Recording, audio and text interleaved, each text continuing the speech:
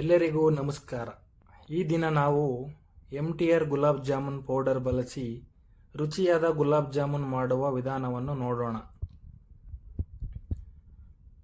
ಮೊದಲಿಗೆ 1 cup MTR gulab jamun powder ತೆಗೆದುಕೊಂಡಿದ್ದೇನೆ. ನಂತರ ಅದೇ ಕಪ್ನಲ್ಲಿ 1 ಕಪ್ ಸಕ್ಕರೆಯನ್ನು ಅಳತೆ ಮಾಡಿಕೊಂಡಿದ್ದೇನೆ. ಜೊತೆಗೆ 3 ಅಥವಾ 4 ಏಲಕ್ಕಿಗಳನ್ನು ಪುಡಿ ಮಾಡಿ ಇಟ್ಟುಕೊಂಡಿದ್ದೇನೆ. ಈಗ ಸ್ಟವ್ ಹಚ್ಚಿ ಒಂದು ಪಾತ್ರೆಯನ್ನು ಇಟ್ಟು 2 ಕಪ್ ನೀರನ್ನು ಹಾಕಿ ಅದಕ್ಕೆ 1 ಕಪ್ ಸಕ್ಕರೆಯನ್ನು ಸೇರಿಸಿ ಕುದಿಯಲು ಬಿಡಿ. ನಂತರ ಏಲಕ್ಕಿ ಪುಡಿಯನ್ನು ಸೇರಿಸಿ ಚೆನ್ನಾಗಿ ಕಲಸಿ. ಸಕ್ಕರೆ ಪಾಕ ಕುದಿಯುತ್ತಿರುವಾಗ ಗುಲಾಬ್ ಜಾಮೂನ್ ಹಿಟ್ಟನ್ನು ತಯಾರಿಸೋಣ. ಜಾಮೂನ್ ಪೌಡರ್ಗೆ ಸ್ವಲ್ಪ ಸ್ವಲ್ಪವಾಗಿ ಹಾಲು ಅಥವಾ ನೀರನ್ನು ಸೇರಿಸುತ್ತಾ ಮೃದುವಾಗಿ ಕಲಸಬೇಕು. ಹಿಟ್ಟಿನಲ್ಲಿ ಯಾವುದೇ ಬಿರುಕುಗಳು ಬಾರದಂತೆ ನೋಡಿಕೊಳ್ಳಿ.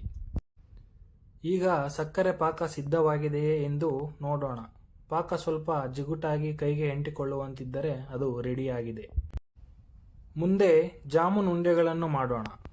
ಹಿಟ್ಟನ್ನು ಸಣ್ಣ ಸಣ್ಣ ಭಾಗಗಳಾಗಿ ತೆಗೆದುಕೊಂಡು ಬಿರುಕು ಬಾರದಂತೆ ನಿಧಾನವಾಗಿ ಉಂಡೆಗಳನ್ನಾಗಿ ಮಾಡಿಕೊಳ್ಳೋಣ.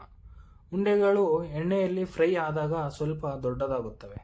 ಆದ್ದರಿಂದ ಚಿಕ್ಕ ಗಾತ್ರದಲ್ಲಿ ಮಾಡುವುದು ಉತ್ತಮ.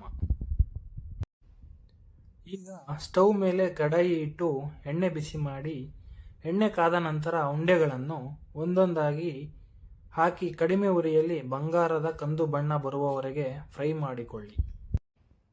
ಫ್ರೈ ಮಾಡಿದ ಉಂಡೆಗಳನ್ನು ತಕ್ಷಣವೇ ಮೊದಲು ತಯಾರಿಸಿಕೊಂಡಿರುವ ಬೆಚ್ಚಗಿನ ಸಕ್ಕರೆ ಪಾಕದಲ್ಲಿ ಹಾಕಿ.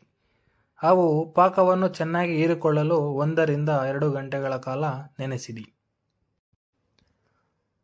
ಇದೀಗ ಮೃದುವಾದ, ರುಚಿಕರವಾದ ಮತ್ತು ಸಿಹಿಯಾದ ಗುಲಾಬ್ ಜಾಮೂನ್ ಸವಿಯಲು ಸಿದ್ಧವಾಗಿದೆ.